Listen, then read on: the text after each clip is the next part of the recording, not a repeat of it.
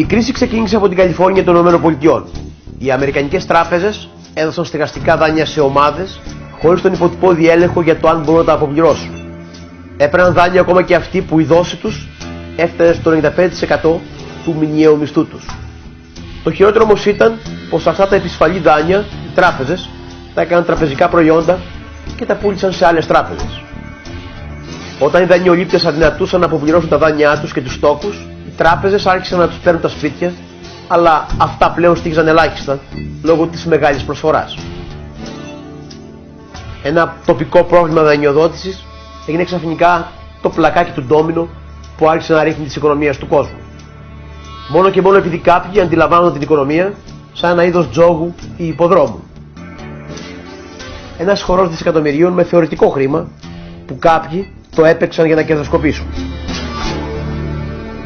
Ας πάρουμε την κρίση στις ΗΠΑ.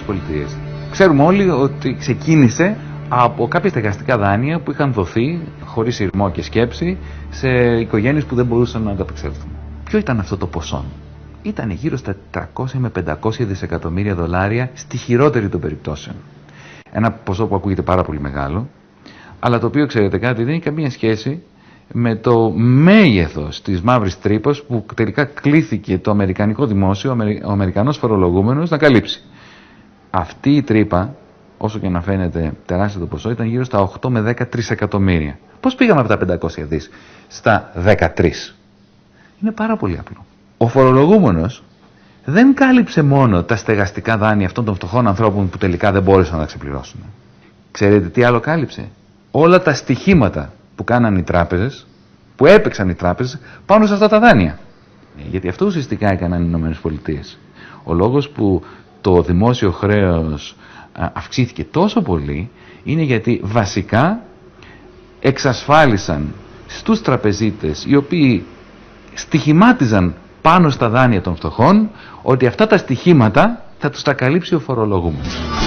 Οι τράπεζες έπαψαν να έχουν τον παραδοσιακό τους ρόλο, δηλαδή να πουλάνε και να αγοράζουν χρήμα, να δίνουν δάνεια και να συναλλάσσονται.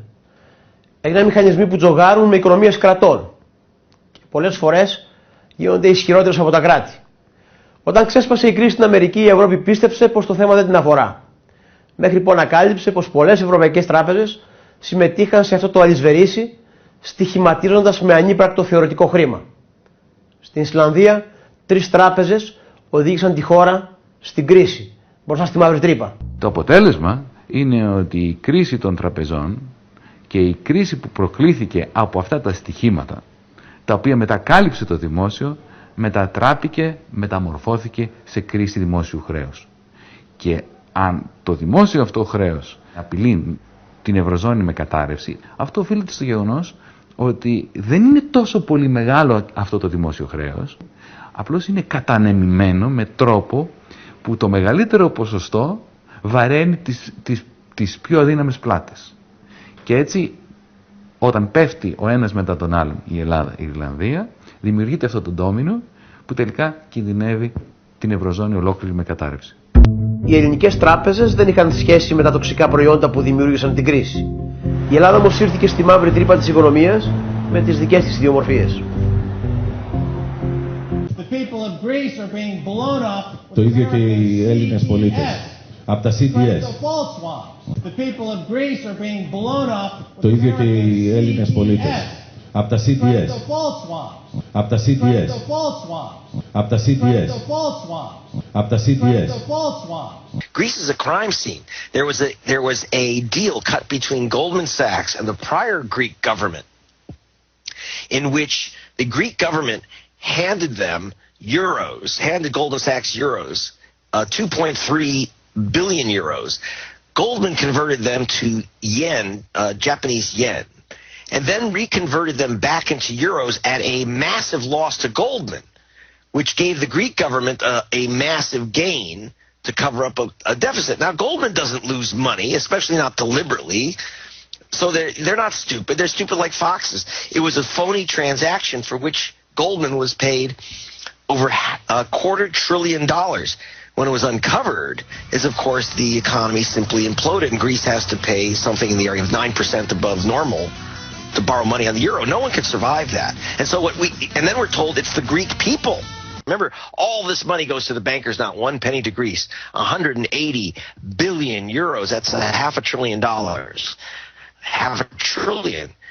All goes to the bankers. The Greek people are have to pay it off by selling everything that they have. If you can do that there, they can do it in Los Angeles. They did it in Ecuador. They did it in Argentina, but those people rose up. They tried it in Brazil. They couldn't get away with it very long. But people had to go through a very bad time. You had doctors eating out of garbage cans looking for food. This is where we'll have to head first, and then we will react as they did in South America and say enough of this stuff. But I think it's going to get a lot worse before it gets better, because there's a consensus among all the political powers that this is the only way it could be. They are too big to fail and too big to jail. If someone is selling you stock they know is going to blow up in your face and it goes in your pension fund, or they skin you for a stock that you're offloading because you think it's worthless, but then there's really gold in it, and they know it because it's all fixed. It's fraud. I'm sorry, that's not a victimless crime. It's fraud. It's fraud. Unsophisticated rubes like you just don't understand how the system works. But in the long run, you should be grateful that they have that they have made a wonderful planet for you. And if it weren't for them, there would be no economy. That's their own fantasy, their own creation myth, that they are the gods who've created this wonderful world for you, and you ought to be grateful and shut up. Which one of the banker heads said I'm doing God's work? Yeah, that was Blankfein at Goldman Sachs. So burning down Greece, burning down Spain. If you read these secret memos, and you just get sick, and I don't know what God he's praying to, what satanic system he's working under, but I can tell you this, I don't think that I don't know what heaven he's going to if he says he's doing God's work.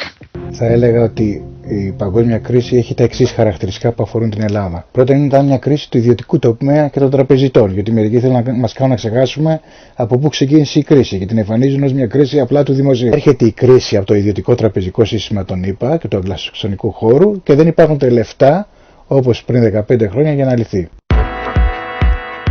Όλοι οι αναλυτές μάλλον συμφωνούν πως η κρίση επεκτάθηκε όταν τα κράτη προσπάθησαν να σώσουν τις τράπεζες και δημιούργησαν δημοσιονομικά προβλήματα. Εδώ έχουμε το φαινόμενο κάποιοι να κερδίζουν λεφτά ως τραπεζίτες και όταν έρθει η ώρα της χασούρας να μην βάζουν το χέρι στην τσέπη. Το δεύτερο είναι ότι η διάσωση των τραπεζών δεν σημαίνει ότι πρέπει να ταυτίζεται με τη διάσωση των τραπεζιτών. Αυτά τα υπερκέρδη τα κάνουν κάποιες μεγάλες βιομηχανίες, οι οποίες χρωστάνε στις τράπεζες, οι τράπεζες κάνουν κέρδη, είχαν κάνει κακές επενδύσεις στα Βαλκάνια, καλή μόνο ήταν στην Τουρκία κατά γνώμη μου η επένδυση της Εθνικής Τράπεζας, και ξεπληρώνει η ελληνική αγορά την κρίση των τραπεζών που συνδέεται με την κρίση τους και της παρουσίας στα Βαλκάνια δια του πληθωρισμού και της ύφεσης. Έχουμε ένα τραπεζικό σύστημα που περισσότερο λειτουργεί ως τοκογλύφος παρά ως τράπεζες ρίσκου ανάπτυξης της χώρας και έχουν διασυνδεθεί και υποταχθεί σε ιδιωτικά συμφέροντα. Από το Διεθνές Νομισματικό Ταμείο ουσιαστικά είχε φτάσει στα πρόθυρα της ανυπαρξίας. Η μεγάλη ευκαιρία που του δίνεται σήμερα να ξαναμπεί δυναμικά στο παίγνιο της διαχείρισης των διεθνών κρίσεων του δίνεται από την Ευρωζώνη και ιδίως από την πολύ μεγάλη διάθεση της κυρίας Μέρκελ να εμπλέξει το Διεθνές Νομισματικό Ταμείο στα εσωτερικά της Ευρωζώνης. Στην θεωρία η Τρόικα έρχεται εδώ και μας λέει τι να κάνουμε, δεν την πιστεύω. Καθόλου. Διότι η Τρόικα που έρχεται είναι 15 μεσαίοι υπάλληλοι και 4-5 ανώτεροι. Κανείς τους δεν είναι νομπελίστας, κανείς τους δεν είναι πολιτικός, κανείς τους δεν έχει ζήσει 50 και 60 χρόνια στην Ελλάδα. Τι έχουν κάνει όλοι τους? Έχουν έρθει με ένα συνολικό κόνσεπτ, με ένα σχέδιο, αντίληψη, μια συνταγογραφία που εφάρμοσαν σε διάφορες χώρες και μέσα σε 3-4 μήνες με αυτή τη συνταγογραφία μας έχουν φτιάξει εκατοντάδες χιλιάδες οδηγίες, αποφάσεις κλπ. Δεν γράφονται αυτά από 15 ανθρώπους σε 3 μήνες. Αυτά έχει στηθεί ένα παραμάγαζο. Το παραμάγαζο είναι οι δυνάμεις του ελληνικού νεοφιλελευθερισμού, είναι διοικητές τραπεζών, είναι πρώην στελέχη τραπεζών, είναι μεγάλα δικηγορικά γραφεία που διαμεσολαβούν για λογαριασμό της διαπλοκής και όλο αυτό το σύστημα πληροφορεί, προτείνει, ιεραρχεί τις προτάσεις και μπουκώνει την Τρόικα. Αλλά υπήρξε ένα αμάλγαμα των δανειστών του εξωτερικού και των τραπεζικών συμφέρον στο εσωτερικό και των συμφέρον ορισμένων επιχειρηματικών κύκλων. Σημαίνει πτώχευση για ένα κράτος. Σημαίνει ότι δεν δίνει χρήματα πίσω στους δανειστές του. Τόσο πολύ απλά. Ότι κάποια στιγμή τους λέει ελάτε να συζητήσουμε, να σας προτείνω ένα ποσό που θα σας δώσω έναντι και να συμφωνήσουμε για το πότε θα τα πάρετε. Αυτά που θα πάρετε. Η Γερμανία έχει 24% του ΑΕΠ της ακόμα από τη βαριά της βιομηχανία. Δεν είναι τυχαίο λοιπόν ότι αντέχει απέναντι στην κρίση. Ποιος τομέας στις παγκόσμιες αγορές έχει τη μεγαλύτερη ανάπτυξη σε όγκο και σε τιμές? Τα τρόφιμα. Ποιος παράγει την περισσότερη ζάχαρη στην Ευρώπη? Η Γερμανία, της Mercedes, της BMW κλπ. Παράγει την περισσότερη ζάχαρη. Ποιοι ανόητοι στην Ελλάδα κλείσανε τα εργοστάσια ζάχαρης στο όνομα της ευρωπαϊκής πολιτικής? Τελευταία κυβέρνηση της Δημοκρατίας συνέβαλαν και προηγούμενες κυβερνήσεις του Πασόκ. Η ζάχαρη έχει πάει στο διεθνές χρηματιστήριο από 98 μονάδες η τιμή της στα 380. Σκεφτείτε να πουλάτε λάδι στην κινέζικη αγορά. Δεν χρειαζόταν να ξεριζώσουν ούτε μια ελιά οι ανόητοι. Με τη δραχμή είχαμε ένα όπλο, το εργαλείο της υποτίμησης. Δηλαδή κάναμε τους τρελούς, ξοδεύαμε πιο πολλά από όσα πρέπει, αφήναμε το πληθωρισμό να μεγαλώνει και ένα ωραίο πρωί προσαρμόζαμε την αυτή, φτωχαίναμε όλοι ομοιομόρφους, γιατί με τα λεφτά μας, με τις δραχμές μας αγοράζαμε πολύ λιγότερα προϊόντα με την υποτίμηση, αλλά μετά ισορροπούσε το σύστημα. Πήραμε το ευρώ, πήραμε μια εύκολη ανάπτυξη, χωρίς βάθος και χωρίς να την αξιοποιήσουμε για να διευρύνουμε την ίδια μας την παραγωγική βάση. Φτιάξαμε πολλά έργα υποδομών, αλλά είναι υποδομές παλιού τύπου. Δηλαδή αεροδρόμια, δρόμοι κλπ. Δεν έχουμε αρκετά. Αλλά δεν έχουμε φτιάξει ουσιαστικά δομές στις νέες τεχνολογίες που είναι απαραίτητες για να συνδεθούμε με την παγκόσμια αγορά. Είναι πολύ ενδιαφέρον να δούμε την περίπτωση της Αργεντινής, γιατί δείχνει ότι έκαναν ουσιαστικά το καλύτερο για τη χώρα τους. Αν δείτε τα στοιχεία της Αργεντινής εκείνη την περίοδο, ήταν τέλη του 2001 και Ιανουάριος του 2002, όταν υποτίμησαν το νόμισμα και κήρυξαν στάση πληρωμών στο χρέος τους. Και μετά από αυτό, η οικονομία της Αργεντινής συρρικνώθηκε μόνο κατά 1/4. Μόνο κατά 1/4. Και στη συνέχεια άρχισε να αυξάνεται με πολύ ταχύς ρυθμούς και μέσα σε 6 χρόνια αυξήθηκε κατά 63%. Και έτσι, μετά από μερικά χρόνια, το ΑΕΠ ξεπέρασε τα πρώτης κρίσης επίπεδα. Και 11 εκατομμύρια άνθρωποι βγήκαν από τη φτώχεια και έτσι η Αργεντινή τα κατάφερε πολύ καλά και το έκανε χωρίς καμιά βοήθεια από πουθενά. Ουσιαστικά το Διεθνές Νομισματικό Ταμείο και η Παγκόσμια Τράπεζα απέσυρε από τη χώρα 4 δισεκατομμύρια δολάρια, το 4% του ΑΕΠ εκείνη την εποχή που η Αργεντινή βρισκόταν στο χειρότερο σημείο. Έτσι, κανείς δεν τους βοήθησε και ωστόσο τα κατάφεραν πολύ καλά. Αν δούμε την περίπτωση της Ελλάδας ή της Λετονίας όμως, χώρες που εξακολουθούν να είναι προσκολλημένες σε αυτή τη στρατηγική, δεν αναμένεται να ανακάψουν πριν από 7, 9, ακόμα και 10 χρόνια, δηλαδή να ανακάμψει το ΑΕΠ στα πρώτης κρίσης επίπεδα. Έτσι θα έχουν μια μακρόχρονη και αργή πρόοδο, ακόμα και αν τα καταφέρουν. Και όπως είπα, δεν πιστεύω ότι πρόκειται να τα καταφέρουν, γιατί η Ελλάδα θα πρέπει να αναδιαρθρώσει το χρέος της ούτως ή άλλως μέσα στα επόμενα χρόνια. Δεν λέω ωστόσο ότι η Ελλάδα πρέπει να κηρύξει χρεοστάσιο τώρα και να βγει από το ευρώ. Λέω απλώς ότι πρέπει να πάει στην Ευρωπαϊκή Ένωση, στις αρχές της Ευρωπαϊκής Ένωσης, στα εντεταλμένα όργανα της Ευρωπαϊκής Ένωσης και να πει «Κοιτάξτε, αυτό είναι απαράδεκτο». Και εγώ προσωπικά πιστεύω ότι οι αρχές της Ευρωπαϊκής Ένωσης θα πρέπει να ενδώσουν υπό αυτές τις συνθήκες. Το ότι δεν κάτσαμε κάτω εδώ και 3, 5, 10, 15 χρόνια τι είδους οικονομία θέλουμε. Το ερώτημα δεν απαντήθηκε. Που ευημερούν οι αριθμοί, κάποιες φορές οι άνθρωποι δυστυχούν. Αυτοί που δημιούργησαν την κρίση παγκόσμια, όχι μόνο δεν πλήρωσαν, αλλά εμφανίζονται σήμερα ως μάγοι της εξόδου από την κρίση. Αν πραγματικά οι κύριοι με τα λευκά κολάρα είχαν συνταγές για την οικονομία, θα είχαν καταφέρει να την αποφύγουν. Δεν το έκαναν. Ίσως γιατί για αυτούς τα κράτη και οι οικονομίες είναι ένα παιχνίδι τζόγου. Ένας υπόδρομος με άλογα τους λαούς. Κυρίως φοβόμαστε. Από την άλλη υποψιαζόμαστε πως κάποιοι παίζουν παιχνίδι στις πλάτες μας, ετοιμάζουν τα χειρότερα για την Ελλάδα και εμφανίζουν ως μονόδρομο το δρόμο που οδηγεί στον γκρεμό. Αυτοί που υπόσχονταν τη συνεχή ευημερία με βεβαιότητα ιεροκήρυκα και ανεσυειδικού ήταν αυτοί που οδήγησαν στην καταστροφή.